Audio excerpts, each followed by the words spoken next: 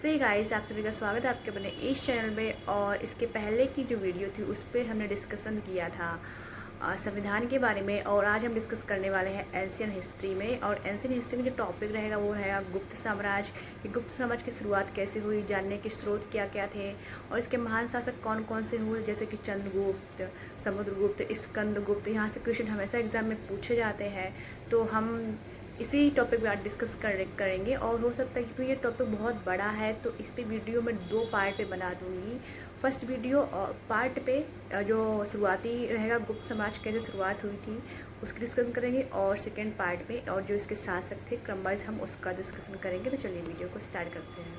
तो बात करते हैं गुप्त साम्राज्य की। गुप्त इतिहास के जानने के स्रोत क्या थे। साहित्य स्रोत देखते हैं। पुराण में वायु पुराण, जो वायु विष्णु एवं ब्रह्मांड थे, जो ये पुराण थे, हमें यहाँ से गुप्त साम्राज्य की जानकारी मिलती। फिर कालिदास की रचनाएं थी उससे जानकारी मिलती। विशाखदत्त की देवी चंद्रगुप्तम से जानकारी मिलती है। शूद्रक कथा मत्स्य कटिकम उससे जानकारी मिलती है। वात्सायन कथा कामसूत्र और फायर एवं हुएनसांग के विवरण, ये कहते चीनी यात्री थे और इनकी पुस्तक ये भी पूछ ली जाती, तो आप इनको भी तैयार कर सकते हैं। नेक्स्ट देखते हैं शिलालेखों से जानकारी मिलती है। समुद्रगुप्त की प्रयाग प्रशस्ति, चंद्रगुप्त द्वितीय का उदयगिरी गुहा लेख और कुमारगुप्त के 18 अभिलेख थे, इसमें बिलसद अभिलेख, गढ़वा अभिलेख, मंदसौर अभिलेख, मथुरा अभिलेख, इनसे जानकारी मिलती है। फिर जो सर्वाधिक अभिलेख जारी किए वो कुमारगुप्त ने ही किए थे।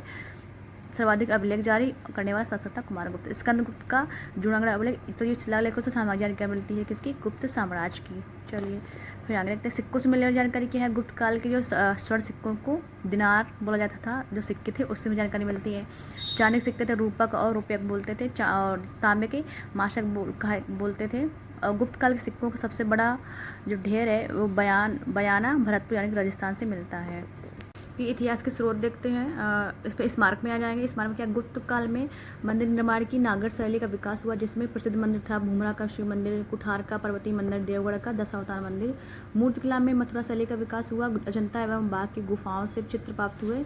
अब गुप्तों का प्रारंभिक इतिहास देखते। संस्थापक कौन थे, श्रीगुप्त थे। प्रारंभ में ये कुषाणों के सामंत थे और संभवतः गुप्त जो संभवतः क्या थे, वैश्य थे। और ये क्या थे कि जो कुषाण थे उनके सामंत श्रीगुप्त। फिर देखते हैं श्रीगुप्त के बाद आता है हमारा घटोत्कच। केवल सुपिया अभिलेख में गुप्त वंशावली घटोत्कच से प्रारंभ की गई, सिर्फ सुपिया जो अभिलेख उसमें लिखा गया। इसके बाद हमारे आते हैं चंद्रगुप्त प्रथम। इनका कार्यकाल 319 से 335 और वास्तविक संस्थापक इन्हीं को कहा जाता है। और ये क्या, आप इनका देखते हैं कि जो विवाह हुआ था वो कहाँ से हुआ था, लिच्छवी राजकुमारी देवी से हुआ, और जिसका प्रमाण हमें कहाँ से मिलता है, सिक्कों से मिलता है। जो लिच्छवी राजकुमारी से विवाह का प्रमाण हमें सिक्कों से मिलता है। उपाधि महाराजा धीराज की उपाधि धारण की थी। प्रथम स्वतंत्र गुप्त शासक था 319 से 320, इसे गुप्त संवत्स जारी किया था किन्होंने, चंद्रगुप्त प्रथम ने। हम जान जाते हैं कि श्रीगुप्त हुआ था। श्रीगुप्त हुआ हमारा घटोत्कच आया था और इसका नाम है चंद्रगुप्त प्रथम आते, इन्हें वास्तविक संस्थापक कहा जाता है। फिर समुद्रगुप्त को देखते हैं। 335 से 375 का कार्यकाल था और संभवतः चंद्रगुप्त प्रथम का पुत्र था कौन, समुद्रगुप्त।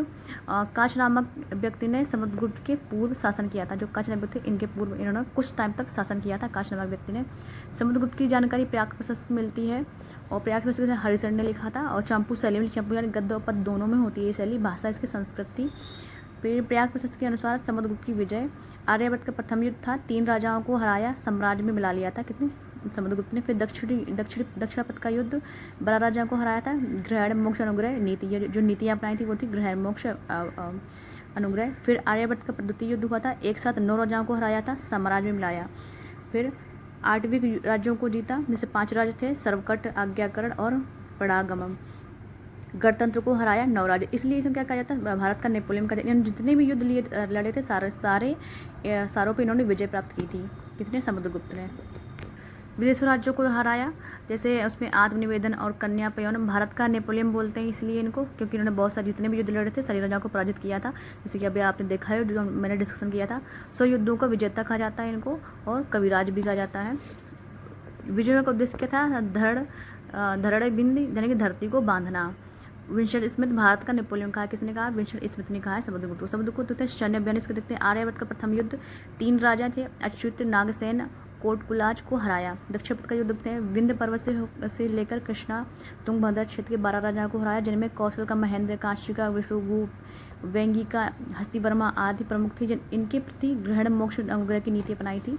फिर देखते हैं आर्यभट्ट का द्वितीय युद्ध। इसमें आर्यभट्ट के 9 राजाओं को पराजित किया, जिनमें रुद्रदेव, मातील, नागदत्त, गणपति नाग, अच्युत, नंदी और बलवर्मा थे। इनके प्रति इन्होंने प्रशबोधवर्ण यानी राज्यों में मिलाने की नीति अपनाई थी।